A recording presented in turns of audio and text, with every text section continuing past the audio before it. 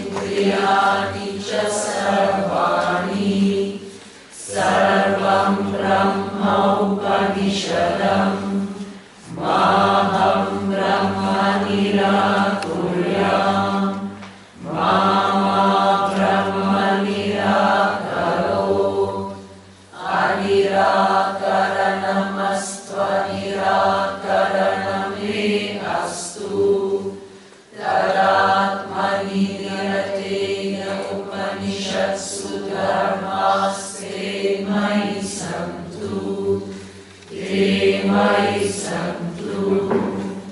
Om Shanti Shanti Shanti.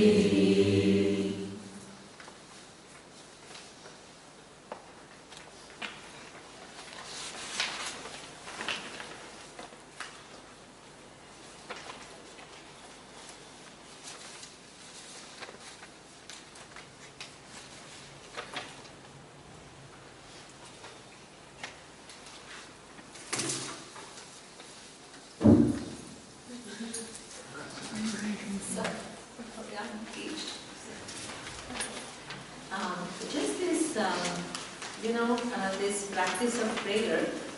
I do classes in Bombay, and every week it's a weekly class. So every week we meet, and generally, if I'm talking, nobody knows exactly what is going on in somebody else's life.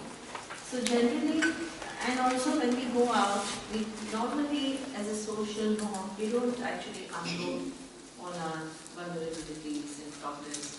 So all relationships that we have, they just become like, people just have little good times together, just hang out together, but actually nobody has an opportunity to share their deepermost feelings, concerns, who they are. And this is why, in today's day and age, you can be partying every evening and you can feel lonely. You just spend time and you kill time and you talk about this and that and this and that and just this happened and that happened, which is we are in reality of no relevance, just entertainment. So that means, entertainment is good, I don't need to, but what happens as a result, when there is no opportunity to really share your real self, what happens is we end up feeling isolated and lonely and not understood, feel not understood. So that means we need to change this. So therefore, this is a great opportunity where everybody has come to learn Vedanta. It's very important to actually not be afraid of our self-image and say, oh, what will people think about me if I talk about my vulnerability? It's very, very important. If you are worried, you are worried, and it doesn't make you any less. If you are sad, it doesn't make you a less human being. So that means it's really important that authenticity is so important. And that Johari window is something which was what Kurt presented yesterday. It's so important because in that Johari window, what we saw is there are so many areas of ourselves which are known to us but hidden to outside world. So that means, but that is something that, why are we searching for love? Timur's question. Everybody wants to know what love is, everybody is searching for love. What exactly, and it still keeps eluding everyone.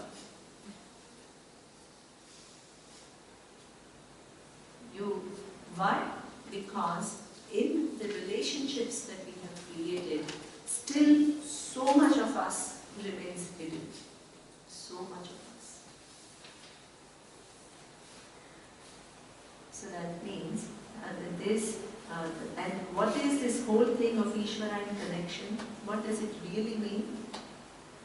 The more and more I feel my connection appropriately within her. It's not like whoever meets you on the road, you have to start unloading yourself.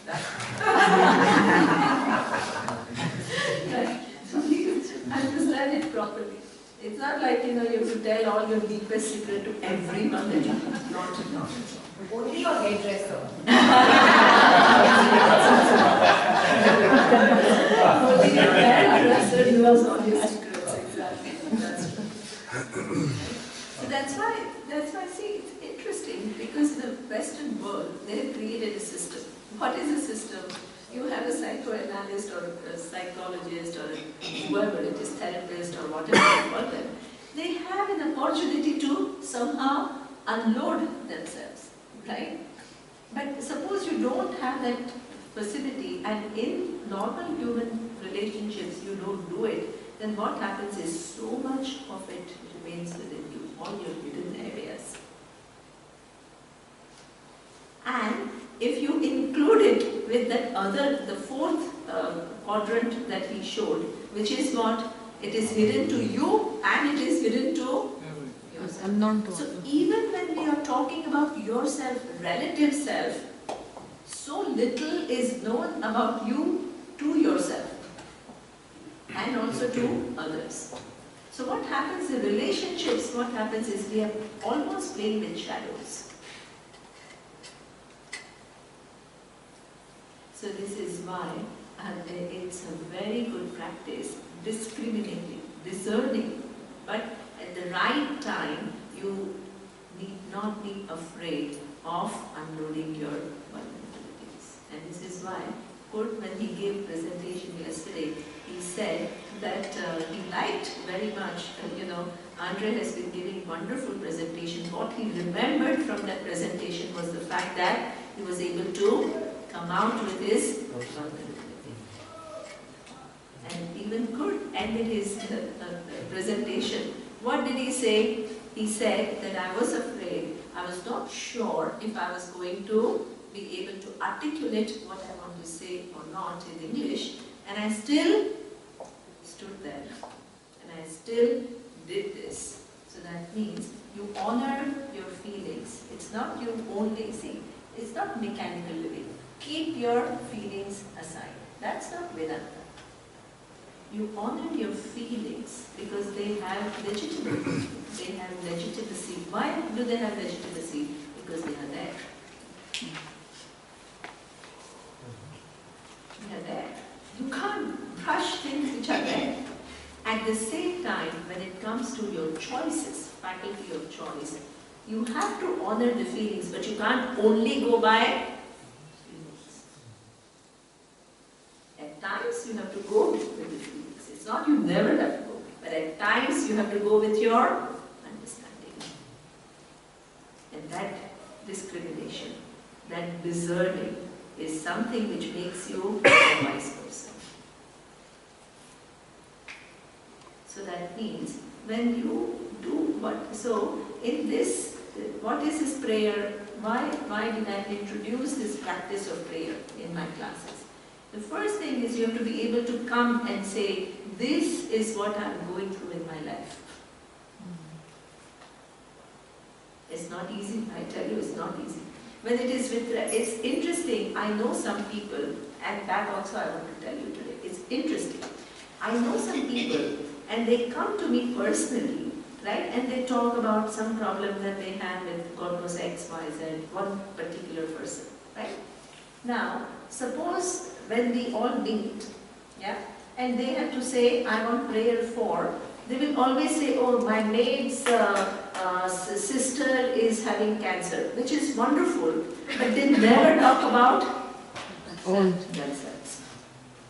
It's wonderful that you are thinking about them. I'm not saying they, but what happens is, you want to feel what?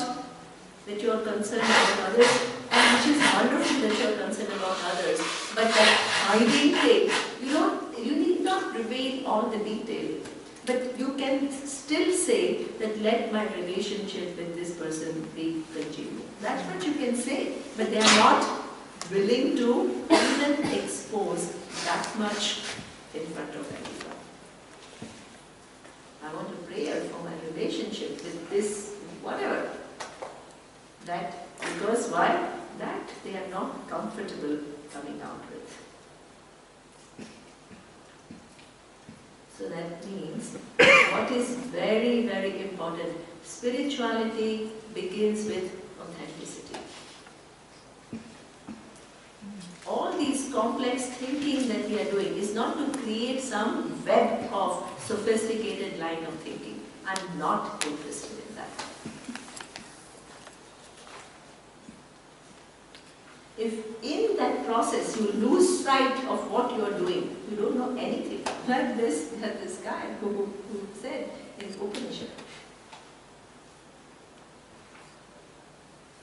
And unless you do this, no matter how much you study Upanishad, it will still keep eluding you. So that means it starts with, there is nothing wrong. It doesn't make me any less. It is not, because there is something in you which associates all these events or all this pain or all these issues that you have and not coming out with it at an appropriate time or an appropriate occasion is, there is some shame attached to it. Some self-image attached to it. That you feel people will think you're less when you say that.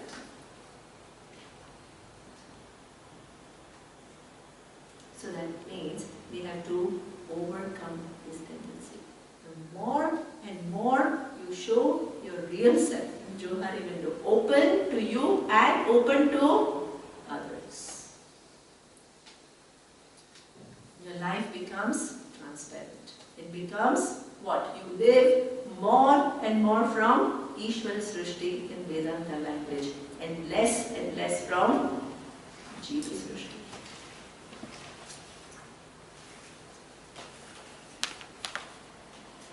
So this is something which is wonderful for you to come out. That is the person who is talking. Now, the person who is praying, that also needs that. Why? Because normally we are totally self-absorbed with our own life. So that means in this world, how many people are living? What is the total population of the world? 7 billion? 7 billion, right? And how many people we generally think about? 4 or 5 people, and they keep, our whole mental life is crowded with these 3 or 4 people that we carry in our head. What did he say today? Oh, but what did I reply? Oh, could I have said something better? You can't get out of that. So that means the mind requires expansion. But how will the mind expand? It doesn't know any other way but to think about what it likes to think about. So you have to deliberately begin to think about others. Stefan's father, whom we have not seen. Yuta's friend, whom we have not seen. Susan's aunt that we have not seen. Either I can say, oh, I don't care, or you can care. There are general prayers that we do. Swaste prajabhya paripalikanta. What is that? Anybody who's living on this planet, I'm not indifferent to their well-being. I say in a prayer, let them be sarve bhavantu sukhinaha. I bring deliberate thought in my mind and wish them well. Expression of love, devotee. I deliberately choose to do it. I bring to my mind Sarve Santu Niramaya. I can do a general prayer towards everyone, known to me and unknown to me. But Ishvara's order also brings, as Surya was explaining in his meditation, I loved your meditation, by the way, it was beautiful. Okay? So what he said is, life is a journey and what people come and go.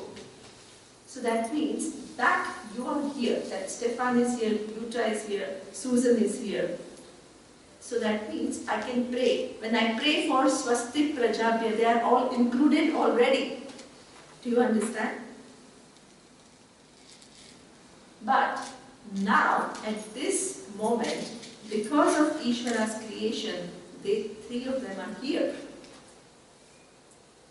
So then it can become, my prayer can become more specific.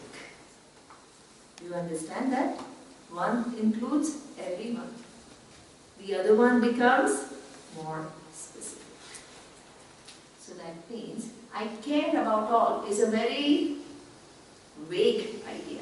Any vague ideas you need to concretize. It has to be followed by intention and followed by action to bring about transformation. Otherwise, Vedanta can be reduced to just words. Words, logics.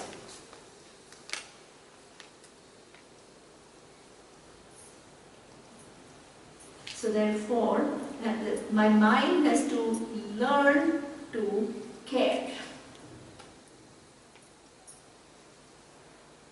And that care could be for people that I don't know. And the care could also be for people who come in my life journey, for whatever time they join me. For whatever time I'm with them, I'm not indifferent to what is going on. My well-wishes are always with them, he said. And what else he said? I can do what I can do within my sphere of influence to help them in whichever way I can. How will expansion come unless you start doing this? Sitting in this classroom will not bring that expansion, because outside your habitual thought patterns and your habitual way of living will continue the way it is.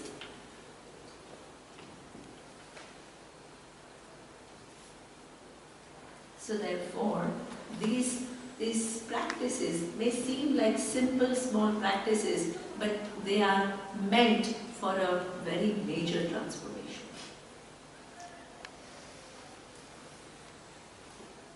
Very major.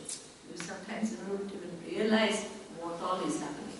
See, when you sit in the class and you think about certain things, there is one thing that you yourself make an effort. There is a conscious learning, there is a conscious kind of deliberate thinking. You go out there, you make some conscious effort to be a different person. But in addition to that, there is so much going on that you don't even realize. There is Ishvara's grace is working in so many ways. That means, which makes your life, kind of, it paves the way for, future subsequent wisdom, or how you're going to act, what you're going to think, the quality of your thinking, your expansion, all of that. Okay? So therefore, it's a deliberate act for a very major change.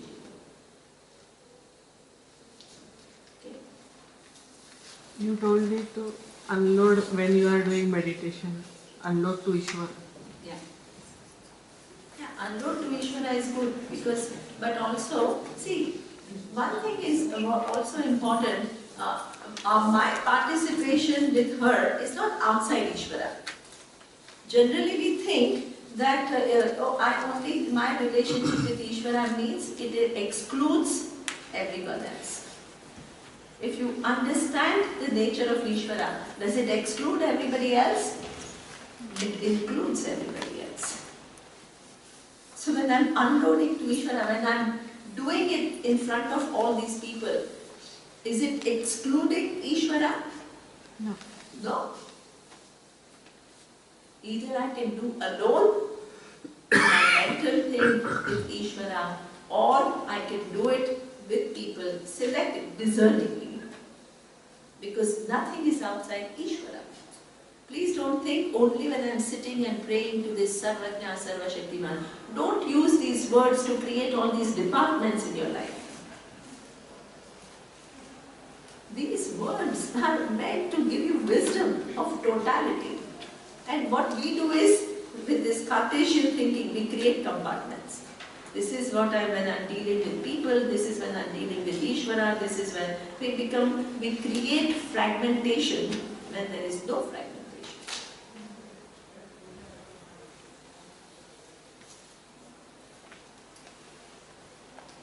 So that means that yes, you can unload with Ishvara when you're alone, then you are unloading with people, you are not outside Ishvara.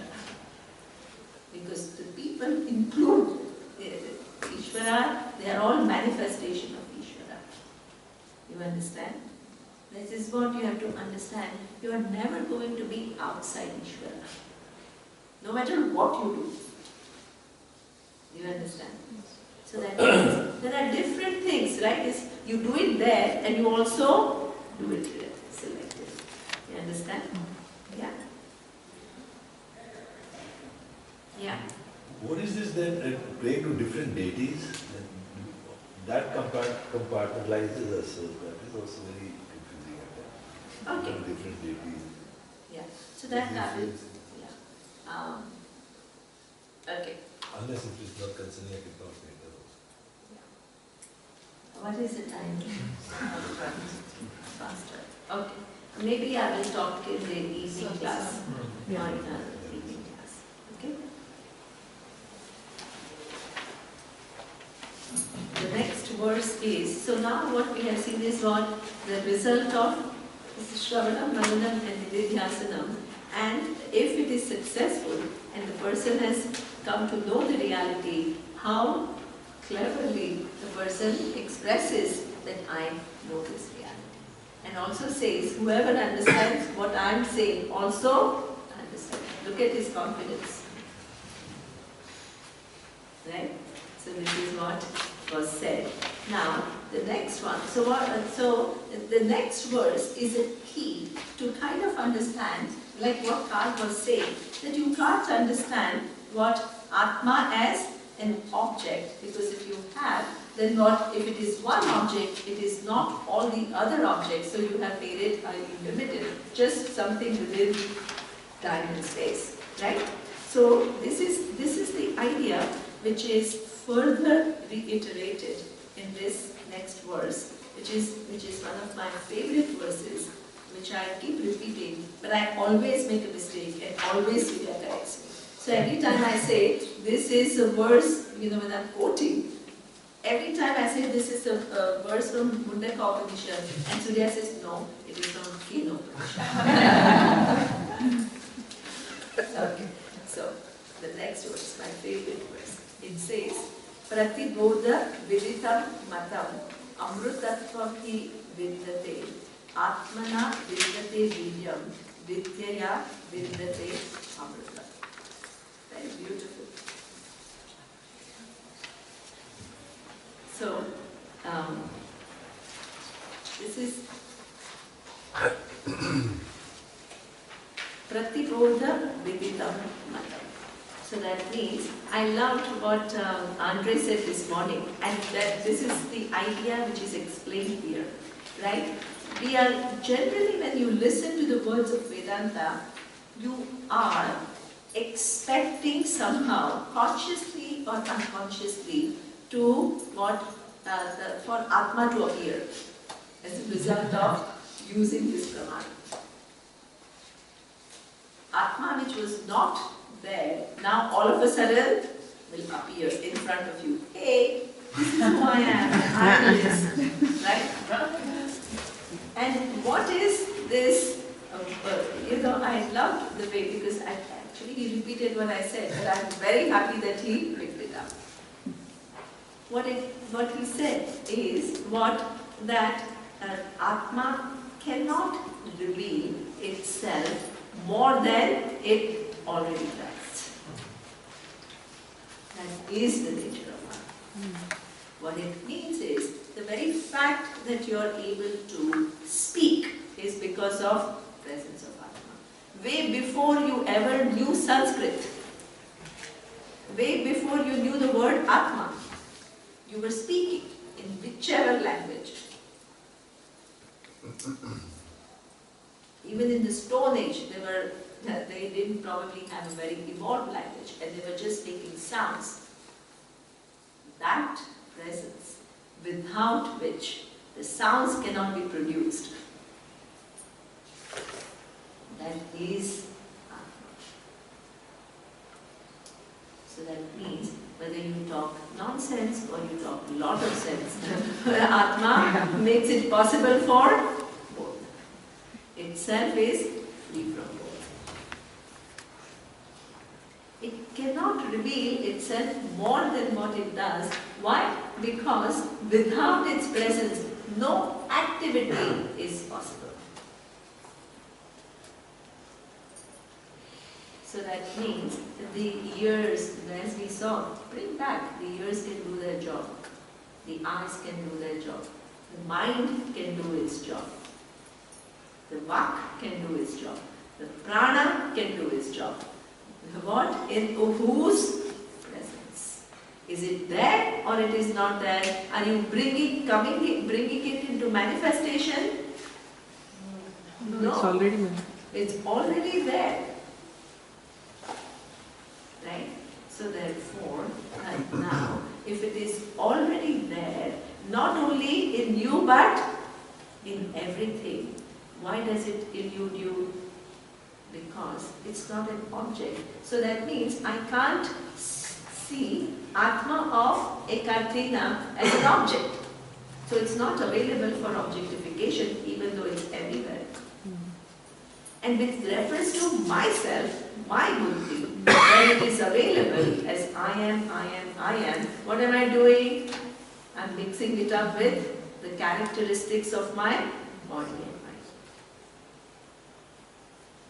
So therefore, Atma is in whose presence the objects as well as the provisional subject, the I here refers to an individual, both of them operate. This is why you can't make, listen to me carefully, you can't make Atma as what we call our subjective experience. Some people do that. So that means if I were not there, the world would not exist for me. Correct. But does it mean, suppose after I die, that the world will not exist? No. So please don't bring it down to your personal level, because that is, you can see what the world that is existing, not because of the presence of Atma, because whose presence? Huh? Ishwar. Mind. Mind. Right?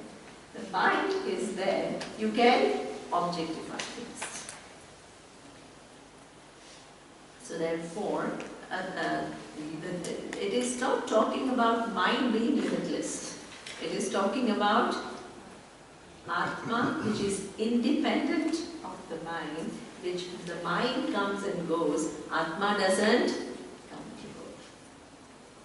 So don't reduce. A lot of the practices in modern Vedanta is kind of, oh, if you're not there, then the world is not there, and that almost is like a proof that Atma is always there.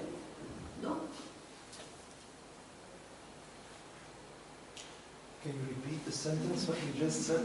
You cannot turn your subjective experience into... So what I'm saying is, because suppose the proof, see the proof for I am always present, when they give an example, what I want to show is, it's a highly inadequate example. Suppose I tell you, suppose I tell you, Atma survives time and space and survives the form. Then you ask me why? And I tell you as an explanation, oh, because if you're there, then only you can see the world. And if you're not there, the world will cease to exist. Therefore, what? Your presence is required for the world to be there. Do you see that? So here, what are you doing? Tell me. What is a huge mistake you're making? Subjectifying Atma. Exactly.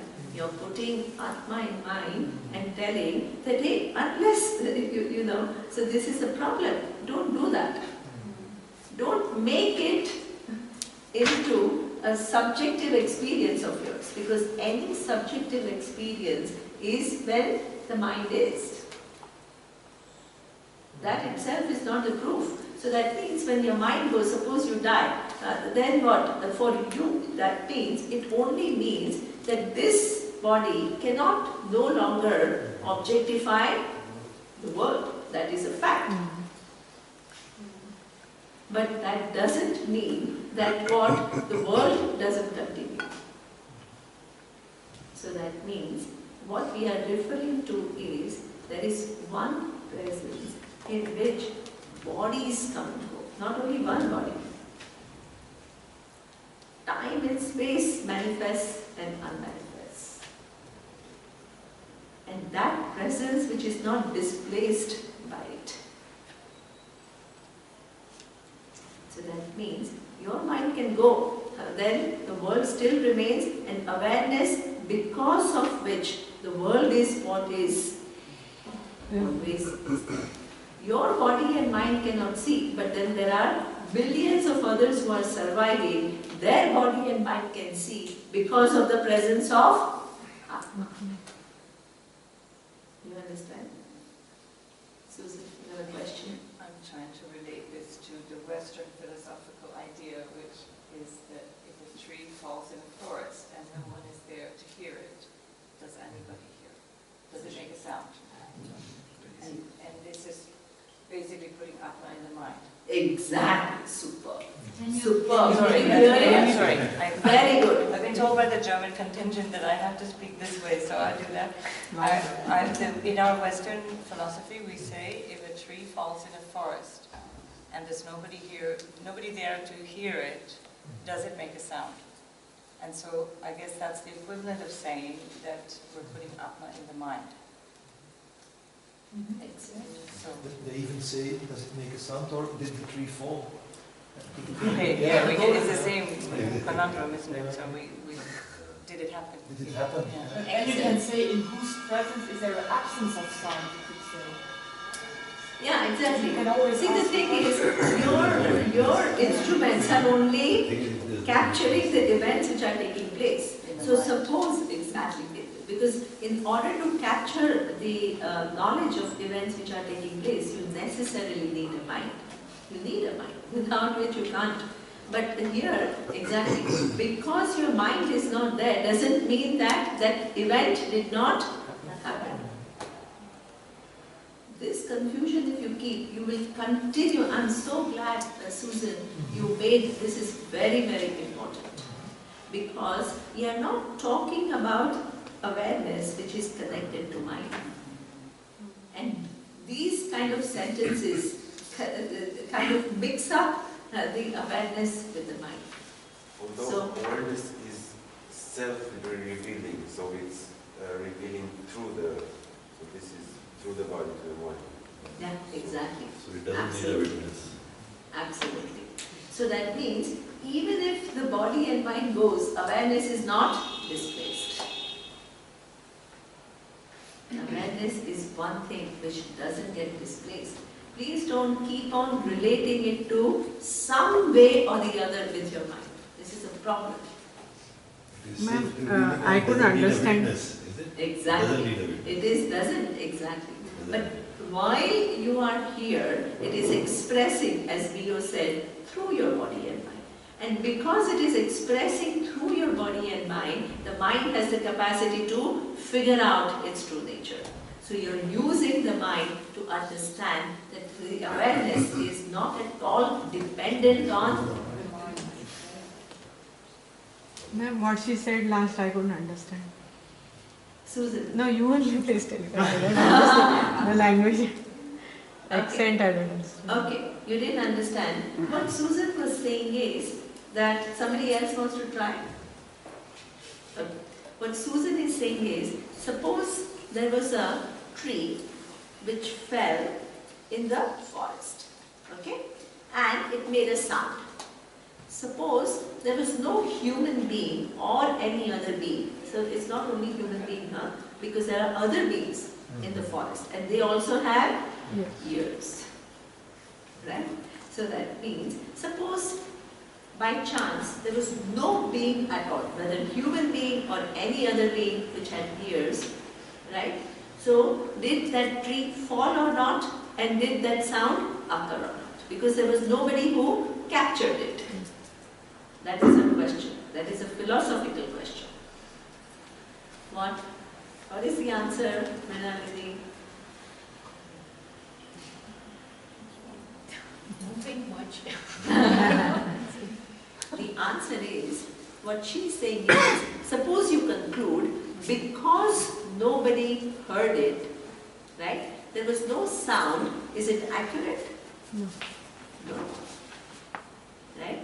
If you do that, then what happens is, suppose that means somebody who is a hearer is required in order to validate the sound.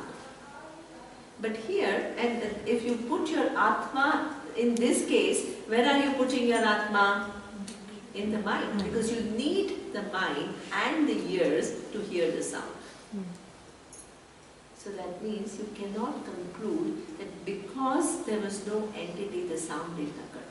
When we talk about Vedanta, the nature of I, we don't, whether the sound, whether you were there or not, the sound did take place. That is Ishvara Srishti. And this awareness that we are talking about is not your mind. It is talking about what? That because of which the tree is what is. That because of which each sound that is produced in the universe, whether anybody hears it or not, that cannot occur without the presence of awareness. You understand? You understand the difference? But only the experience of sounds may not have occurred. Exactly. The sound itself as a physical. Super. Right? So that means the experience of sound hasn't occurred because there was nobody there without ears and the mind. But, so this is why. So there is no impression, but that doesn't mean Ishvara, exactly, Ishvara is still there. Otherwise, your whole Vedanta will become subjective experience, your mind experience.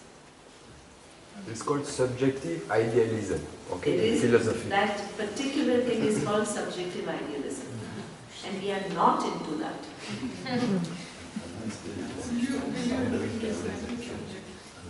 Huh? Will you repeat this line? Last line. Okay, Surya's line. Let Surya repeat. The last line, the subjective idealism. No, it's just the way this school of philosophy in Western philosophy speaks about it. It's called subjective idealism. It means that the existence of the world is dependent upon your mind. Okay? The whole world is only a creation of your mind. Okay? So to that we have, as you know now, we have a different way of seeing it. Okay? There are also some schools within Buddhism who say also the same thing. So it's not just in Western philosophy, also in Buddhism there are some schools within Buddhism who say that also. So we don't agree with that for the reason that we have said. Okay? Enough, you can Google that. And read these philosophers if you want. Okay? Just an interesting point to that. At Berkeley, was the propagator of idealism, believed that God was what sustained the happening in the forest. So the tree falling over and the sound did occur because of God. So, and he's an idealist. So there are different ways of looking at it. It's not just subjective. There are different philosophies. But yeah, so perhaps he understood Ishvara a bit better than. Yeah. I would like to say something. In physics, it says sound is only wave. Sound is only wave and and vibration.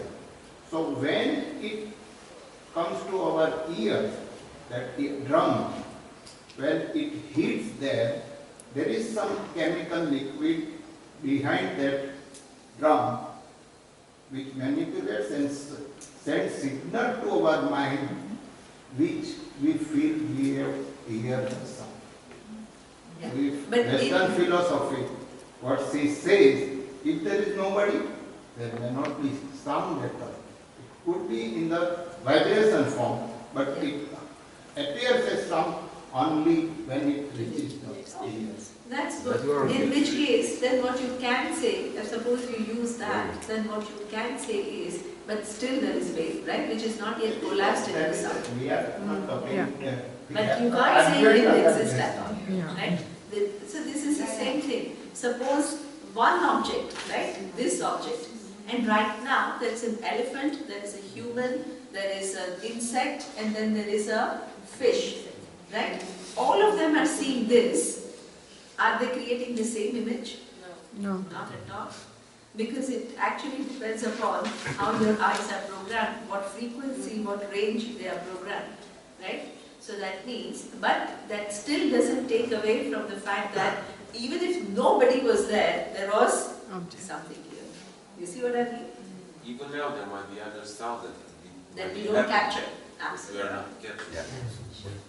Even if people are there and there's a vacuum, even if the tree falls, nobody will listen to it. In vacuum, it needs a media. In vacuum, it won't travel. The sound won't travel. This is why we need levels. From awareness, we talk about Sarvajnaha Sarvashaktiman. What is the nature of the universe? It's like when you bring modern physics, everything becomes fuzzy. Right?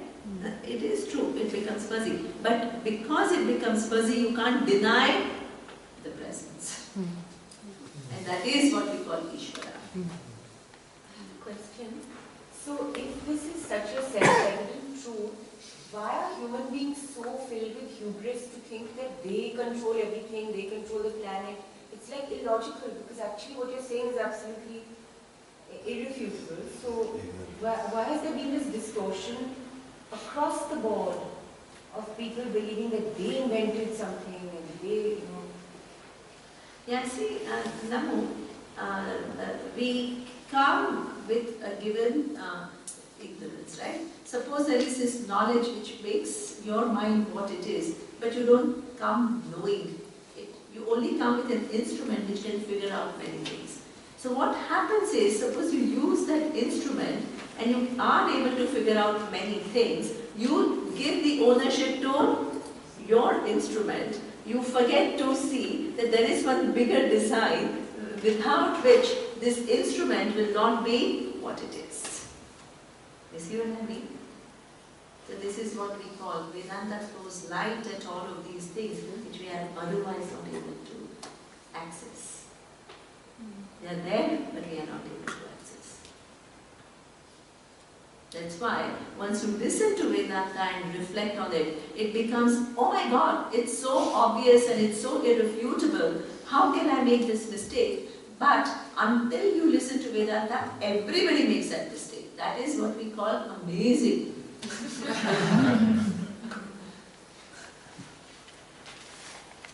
And you don't learn, for example, from the tribals.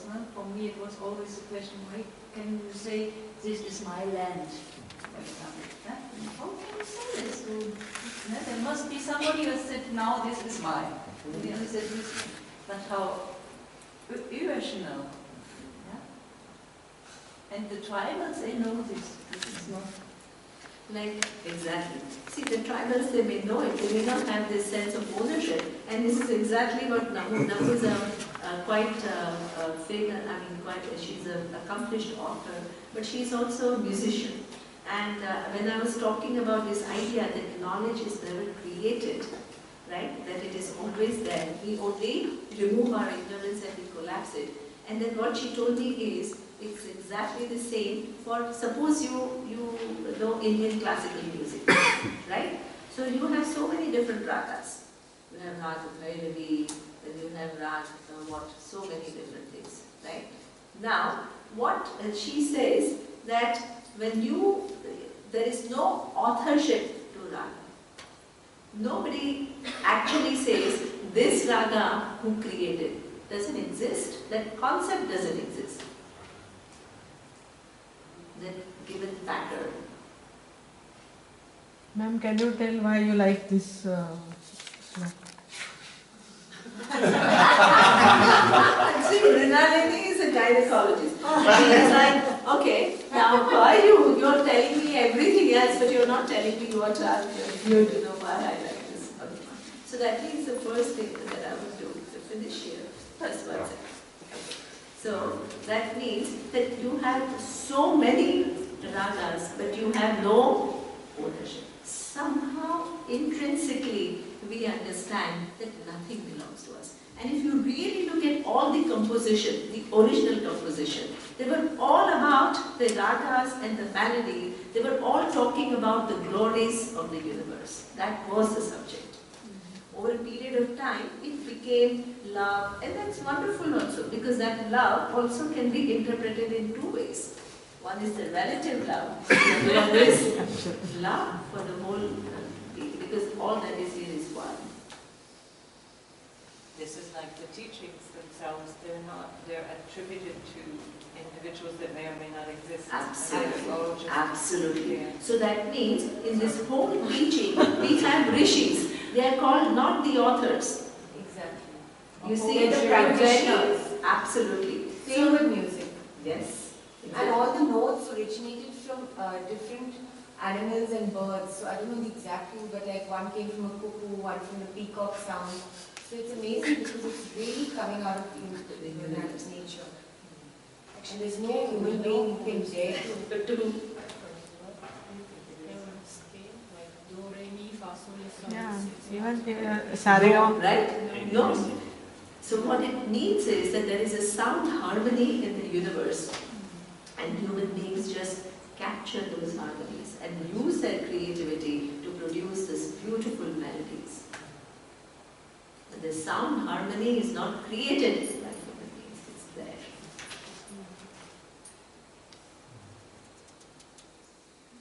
So this is one. It is, okay. So now this question. Why do I like this verse very much? You must have thought a lot on that, and I want that extra part also. So that means, Pratibodha Vedita Matam means that it cannot, why I like it is, it expresses this idea. What is the idea it expresses? It cannot reveal itself more than what it already does. So if you are trying to produce something, forget it. All the time people come and they ask me, so now how do I, as though they have to produce something to understand. As long as you have this orientation that I have to produce something to understand, what it implies is you think right now it is not there, and something that you will do will produce it. And if that is the case, Atma will become what? An object and highly limited. Because suppose you produce it now, and how old is the universe? Billions of years. 7 billion, Surya? 14. 14 billion years, and that is only one cycle we are talking about. Yes. Yesterday we saw cyclical nature of the universe means what? Cycles within cycles within cycles within cycles within cycles. So if you are producing Atma now, for how long it was not there? Do you understand the silliness of this orientation? It was not there. It was not there, then how it got produced? Exactly. So that means what we are talking about is that please don't wait for some experience to happen, something to happen. That something, if it at all it happens, it will be of making you see the always revealing nature of Atma. If it is anything other than that, it is not called knowledge. If you are trying to produce something which was not there, you are on the wrong track altogether.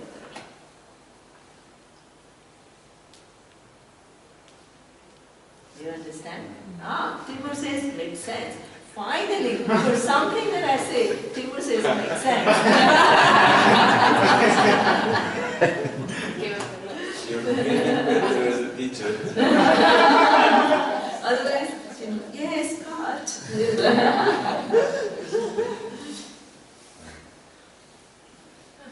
Okay, so that means Pratibodha Viditam Matam reveals the only way to know Atma. There is no other way. If your mind is cooking up some other method, hey, what? Understand that cannot be done. You understand? It's an important thing to understand. So this is what it says. It is whether you are there or not, and that is exactly what the discussion started with, right? Whether you as a person is there or not, right? There is what? The universe, there is Ishvara, which is either keeping the sound only as a wave, as he said, or it is making it collapse into a sound with any ear. But that whole arrangement is already there. That is what we call Ishvara. And wherever that arrangement is, there is awareness, without whose presence knowledge and power cannot be what it is. So it has got nothing to do with your personal presence. It is not subjective. This is the example that Susan gave. How did we get from where we were to where? Because of this, it was a very relevant point. Almost the presence of everything is because of the mind. So therefore, it almost seems that Atma is required. That's not what we are saying. Atma, what mind comes and goes, objects remain, and that presence, which makes every object what it is, whether you're seeing it or not, is irrelevant, is that awareness. And even suppose there is no manifest universe at all, the entire time, space and object collapses, still there is, exactly. Why? Because that knowledge and power is now in potential. Do you understand?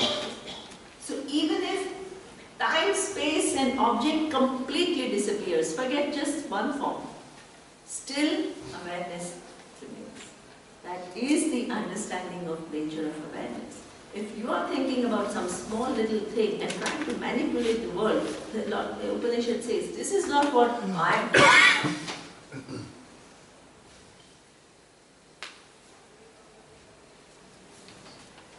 Right? So this is what is big verse. Pratibodha viditam matam. Then amrutatvam hi vindate. Suppose you come to know that this self-evident awareness, which is in my buddhi, is that awareness which survives not only one form, but what? All the forms, and sustains all the forms. And when the entire universe is unmanifest, it still survives. Do you understand? Yeah. Then what will happen? You will gain immortality. Because now you are putting your eye in its right place. Until then, you were putting it all over the place. Yeah. So this is what it means. Amrutatvam hi vidyate. Atmana vidyate divyam. Okay. So, how does one get this capacity to know such a big reality? How? By your own effort. You have to make that effort, right? In both ways. What? Your growth as well as pramana pravritti. Both have to be there. Your relative growth. All the things that we are learning about in Bhagavad Gita in the evening class. That growth is required as well as both are required. Pramana pravritti, which is also very rigorous and intricate. Both are required. When both of them are what? Used judiciously and wisely, with some grace, what will happen? That final knowledge will take place. It has to take place because it's showing what is. It's not producing anything new. already there. Everything is already there, right now. And in fact, it no longer eludes us, right? Exactly. It will no longer elude you. It cannot elude you. The very fact that you would tell me that, yeah, somehow I understand awareness, but it kind of eludes me. What does it mean? We don't understand. Yeah. You don't understand at all. Why? Because if you understood No. awareness, you will understand that which can never be displaced. In your confusion it is there, in your, it is there. So that means without which the mind cannot be confused, without which the mind cannot know. So the dvandva, the two opposites, where do they occur? Huh? In the mind and also in the world. The world is full of dvandva, right? Dvandva means two different things. So two different things in the world, what does it mean? Cold is not hot. That is called dvandva, right?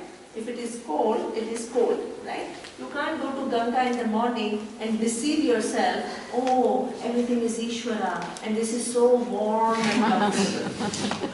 This is freezing cold. Right? And you do shiver because the body can't take that temperature. So that means if it is cold, it cannot be hot. This is what we call dvandva. If you are happy, then you can't be unhappy. This is called dvandva. If it is black, it cannot be white. This is what we call dvandva.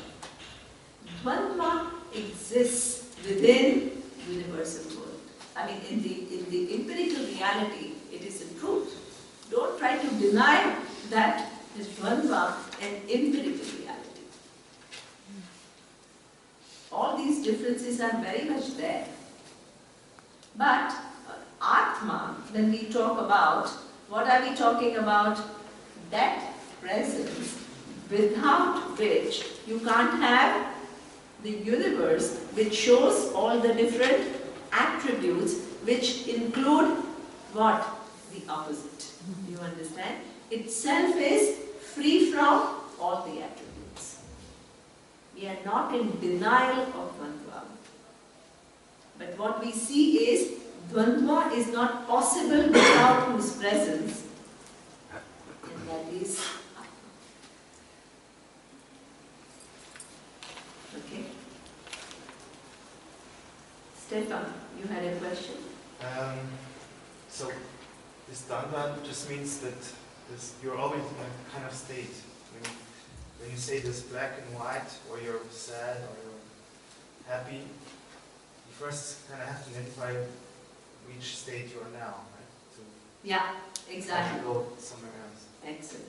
Right? So one has to go in order for the other to come. Right? Suppose you are unhappy and I'm trying to make you happy. Then I say something and then suppose you laugh. So then what? That the sadness is gone and then kind of some release or happiness has come. But what happens to Atma, the awareness? Was it not there when it was sad, when you were sad? Was it not there? It was there. It was there when it was sad. It is then when you're happy, it is also there. Suppose you're not thinking about anything, you go to sleep. It's there. Even if you die, it is there. Exactly. Exactly. That's what you need to understand. What does it mean? The form goes. And as we saw in that verse, prana goes. Subtle body goes. But Atma is not displaced. That is what we call knowledge. Okay? So that means, so in this, you through your own growth, get that leader, that inner strength, inner clarity, and then what will happen? That inner strength and clarity will make it possible for you to understand what Vedanta is saying. And when you understand what Vedanta is saying, what will you get? Amrita. Amrita means immortality. Because your eye has shifted from this individuality to the one without whose presence the world cannot be what it is. Even the potential cannot be what it is. So we have to see, feel the necessity to understand the true nature, like the goal, and then put some energy there, and it will go. Exactly. So you need to make an effort, and the effort that you make is in two directions. What are the two directions? One is what we call Yoga Shastra. What is Yoga Shastra? Anything to do with your personal whatever, right? Your personal stories, your personal afflictions, your personal pain, your personal, all that has to be dealt with. You can't skip it. Okay? So that is an effort, but it is in which direction? Making your mind healthy. Your thought process is all in order. Because, see, emotions themselves, you don't need to be afraid, they are indicators. They are indicators of the quality of clarity that you have. Suppose your mind is keep on feeling depressed. What does it show? It's not a healthy mind. Why is it not a healthy mind? Because it is keeping on creating certain pictures about you and the world and your position in the grand scheme of things in a way which is not true. So it is what we call not a healthy mind. So suppose you are struggling with that, your thought processes are not in order. This is with reference to Atma or individual? Individual.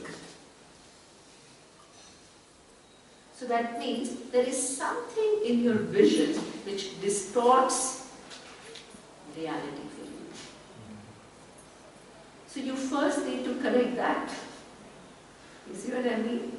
You need to correct, that is what we call straightening our mental thought processes.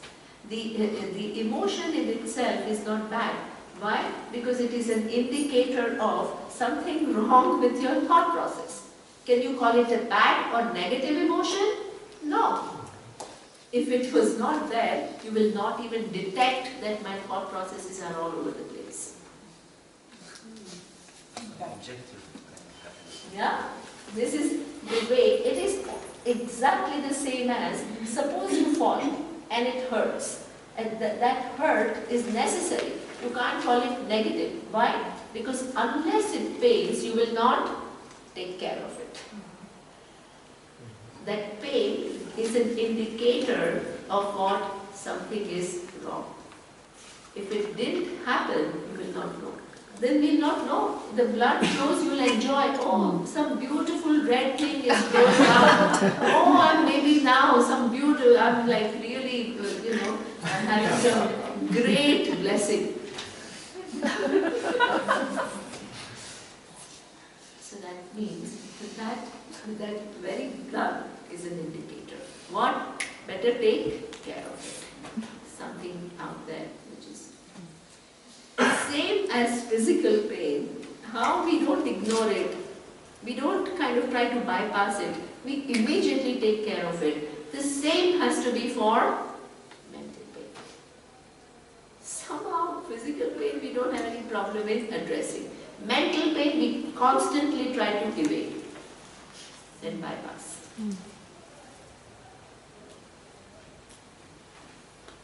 So that means growth requires that the emotions are your indicators of your mental health. So if your emotions are all over the place, if they keep creating fear in you, that means you're not seeing realities accurately. If they keep creating anger in you, that means you're not understanding the nature of things accurately.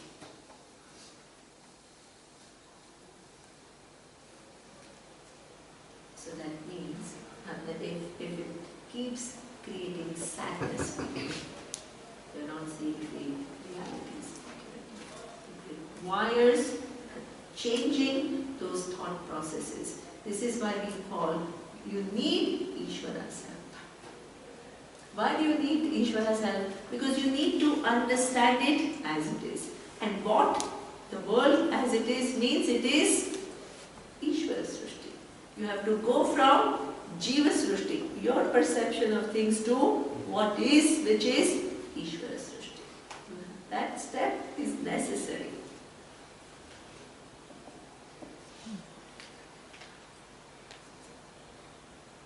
Then the second is what Amrutatvam Vindate is what, if that thought processes are straightened out, with those straightened out thought processes, if you listen to Shastra, what will happen? This Shravana, Manana and Nididhyasana will produce right meanings in your mind.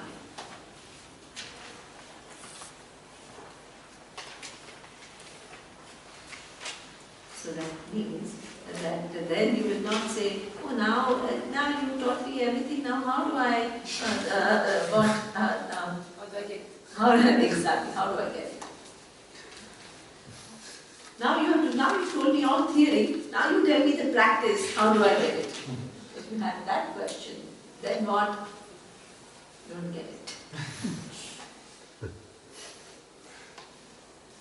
So that means what? This is what that is required. Your mind has to reach the truth which is here and now. In order for your mind to reach the truth which is here and now, your thought processes have to be first, and the emotional life that you have. How do I know whether my thought processes are in place or not? Your emotional life is an indicator. It's a very good indicator.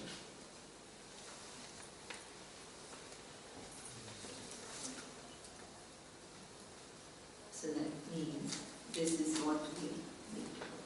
So here, in this verse itself, it says, Atma cannot reveal itself more than it actually does. But the people who are wise, then what they will do? They will do job in both the directions. First, Atmana, what? Vindate Vidya. First, they will gain a certain inner strength, inner clarity, certain composure, certain equilibrium based on understanding. The emotional life will be in place. And later on, what? Amrutatvam Vindate. After that, if they listen to Pramana, Pramana will begin to do its job of removing the ignorance. Because the words, when they are spoken out there and the meanings which are created here, there is no gap.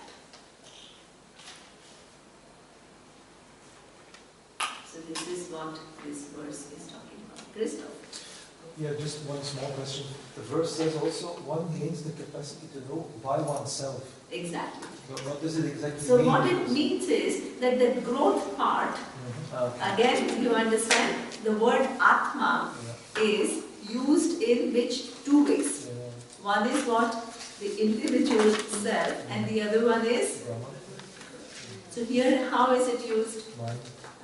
Exactly. So it is same as the verse in Bhagavad Gita that we saw, that you yourself are your biggest enemy and your friend. So that means the first requires the individual making an effort to grow. The second refers to that individual who has made that effort to grow will get what? Will understand Atma as Pratibodha Viditam Madam. It's something which is always there, which is never displaced by coming and going of objects, including this body. And by understanding that, what will that person gain? Amrita. Free from mortality, freedom from mortality.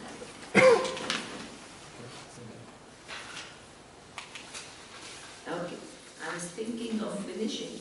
How much do I have to say? Yeah. Only one. Okay, only one. Okay. 2.3 is not included. Yeah, I have only, these are selected verses. They are only selected verses because if I were to do the, I mean they are pretty much, I've covered a lot of things, but if I were to do this whole thing and it would take longer than 10 days, so I've selected courses. But it's a lot of things I've heard. Iha chet aveda satyam asti na chet iha aveda mahati vinashti bhuteshu bhuteshu vichitya dhiraha pretya asman lokan amrita bhavati. Here he says, now, one very good thing. Suppose you study this, right? So therefore, now, suppose you have a question that when will I know it? Very common question. When will I know it?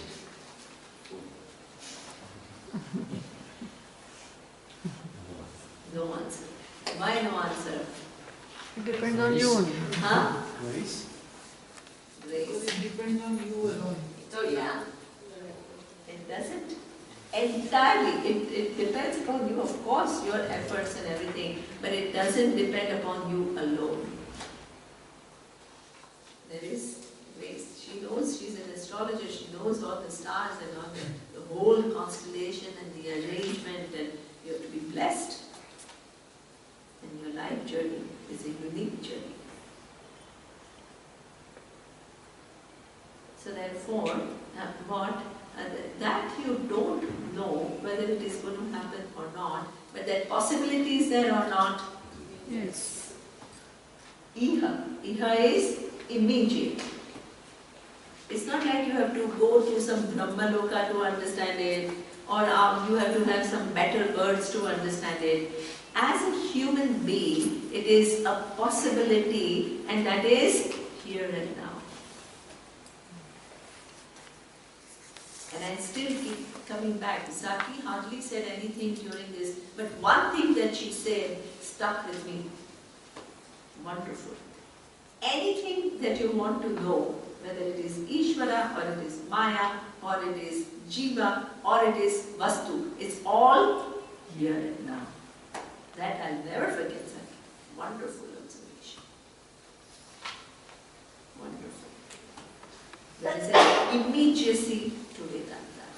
Do you see? Otherwise what happens? You think, oh, before creation there was some Maya. You see, it always seems like talking about something which is far away. Even in Yoga Sutra it says Atha Yoga Nitratana.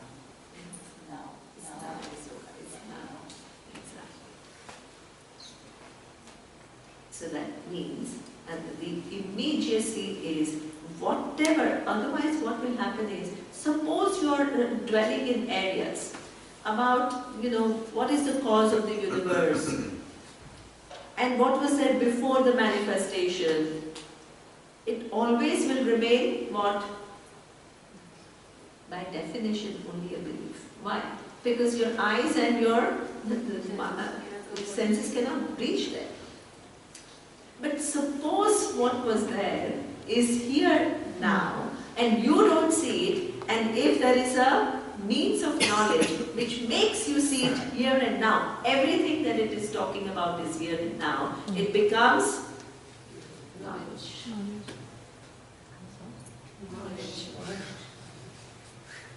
So therefore, this is, please don't use your mind to think, oh, I'm thinking into some, like a physicist, kind of postulating. It's not postulation here. As I showed you yesterday, or day before yesterday, that awareness in whose presence you see your different vrittis of your mind, different thoughts of your mind. That which doesn't get what? Mixed up with changing thoughts. Is it there now or not? Yes. It is there. The form that you have, is it there or not? Yes, undeniably there. The knowledge which makes that form what it is and behave in an intelligent manner, is it there or not? Yes.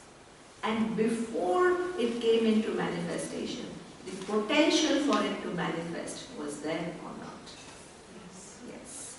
And now, while it is there, the potential for it to become something different tomorrow is there or not? Everything that Vedanta talks about is here and now.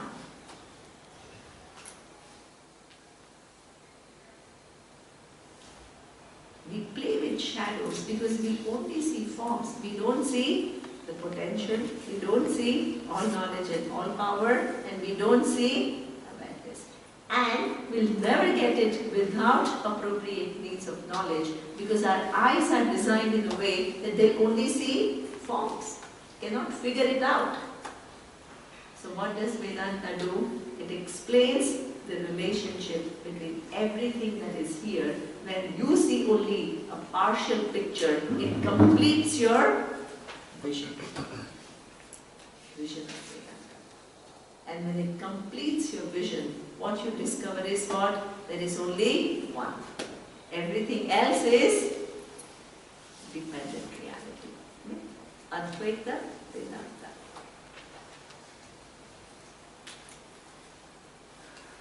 Each one depends upon something else in that sequence. So this is what we say. The knowledge is firm and well established. And your self-identity, once and for all, moves from this individual to the awareness, which is always revealing itself, which survives time, space, which survives potential, which survives everything.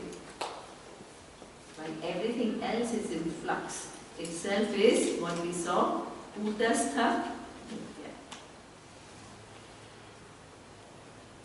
So this is what the wise people, this is what the people, if you have understood it all accurately, you are considered wise.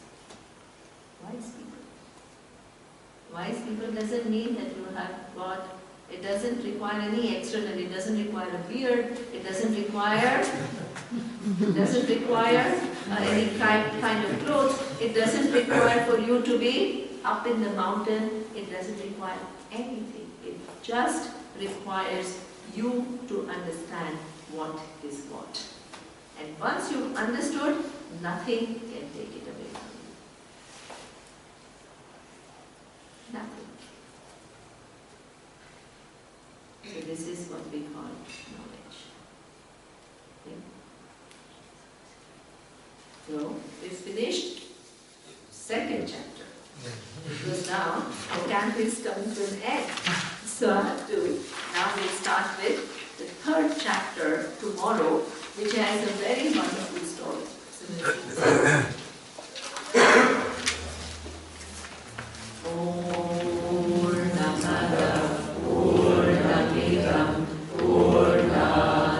Purnamudachyate